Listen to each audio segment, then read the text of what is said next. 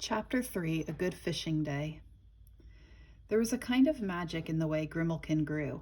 His fur began to fluff out, soft and black and shining. His tail became thick and uncommonly long. His body waxed strong and very nimble.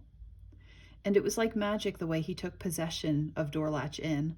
Almost as soon as Elmira and her kittens were returned to the barn, he began to look after things. Indoors and out, he set his own tasks. If one of the hound dogs so much as showed his nose in the parlor, Grimalkin cuffed him smartly and sent him yammering out the door.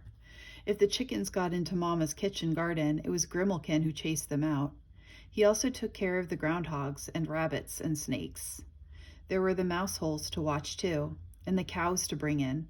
He not only helped round them up, he also thought it wise to be on hand during the milking. No matter who did the milking, John or Thomas or Samuel or Joseph or even Papa, he would squirt some of the fresh milk right into Grimalkin's mouth. Grimalkin had to be there to catch it. Never was a cat so busy, nor so independent. He slept where he pleased, on the candle shelf or in a drawer atop Mama's newly spun cloth, or on Papa's basket-bottom chair. But if the weather was cold, he liked to toast his bones before the fire or crawl into bed with Benjamin. Often in the dead of night, when the moon was full, he would take it into his head to go hunting. And being as clever as he was independent, he asked no one to let him out. With one paw, he could lift the door latch as neatly as if he had 4 fingers and a thumb. In no time at all, Grimalkin was everyone's pet. Papa and Benjamin's 4 brothers liked him because he was a great ratter and mouser. Mama and Benjamin's 4 sisters liked him because, as Mama so often said, a more mannerly cat thee would not find anywhere. What other cat in all the province wipes his paws on the doormat before entering the kitchen? Polite and tidy, she added with a bright nod. Even Nanny Luddy, Papa's big mare, liked Grimalkin. She would sleep standing if Grimalkin chose to lie on her bed of straw. Yet Grimalkin treated Nanny Luddy as if he were a king and she his slave.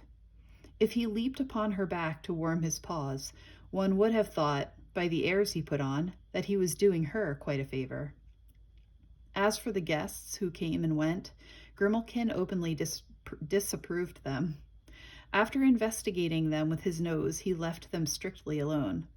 And when their carts rattled out of the inn-yard, he helped chase them on their way, and then flew back to the inn as if to say, at last, I have the family all to myself.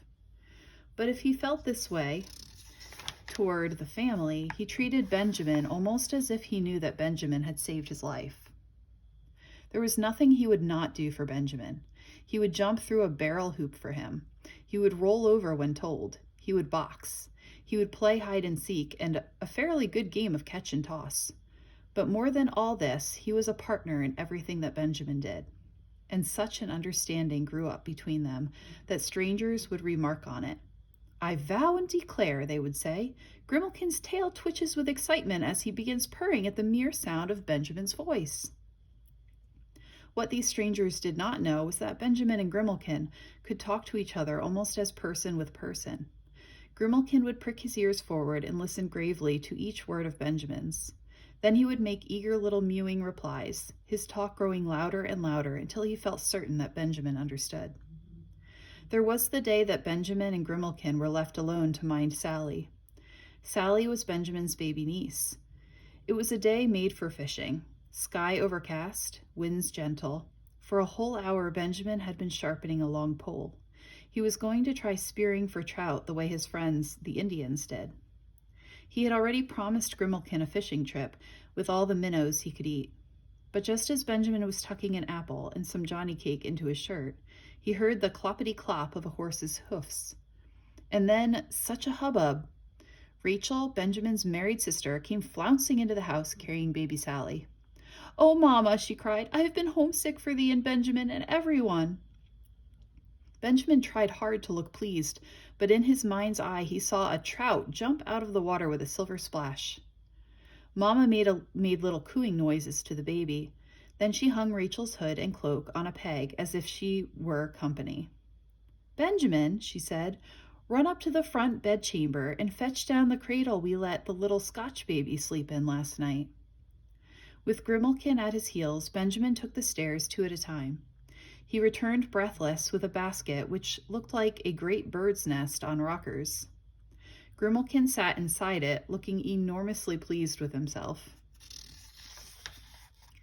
"Come, Grimalkin," whispered Benjamin as he set the cradle down and began edging toward the door. "Thee, Benjamin," called Mamma, "please to fetch thy sisters. They will want to see our dear Sally."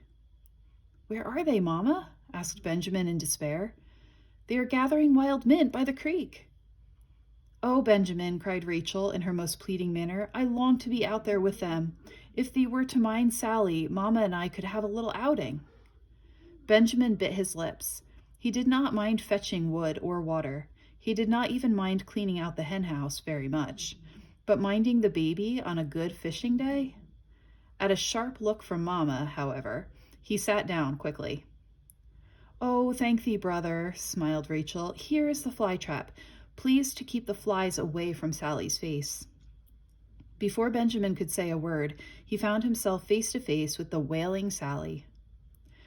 "Why, she's mostly mouth," he said with disgust. Grimalkin's ears were thrown backward in disapproval. "Can't thee do something about this noise?" he seemed to ask. "Why, of course I can," replied Benjamin. "I can rock the cradle." The wailing stopped at once. The room grew so quiet that Benjamin fancied he could hear the bread rising. The minutes seemed like hours. The day was going to waste. Benjamin kept tiptoeing to the door to watch for Mamma and Rachel. "Poor Grimalkin," he sighed. "I promised thee some minnows, and here we are, caught like insects in a web." He looked about the room. Suddenly his eyes fell on the wells of red ink and black ink on Papa's counter. Beside them lay a goosequill pen, a sandbox for blotting the ink, and a fresh sheet of paper. How smooth and clean the paper looks, thought Benjamin. Then he turned to see if the flies were bothering Sally, and at that precise moment the baby happened to smile in her sleep. "Why, Grimalkin," Benjamin cried, "Sally is less funny looking when she smiles. She is quite fair." His fingers reached for the goosequill pen. "I could draw her picture," he said in amazement. "I believe I could." Grimalkin smoothed his whiskers against Benjamin's leg. Then he gazed up with mischievous green eyes. "Well, why doesn't thee do it?" he purred, as plainly as words. "Who is to stop thee?"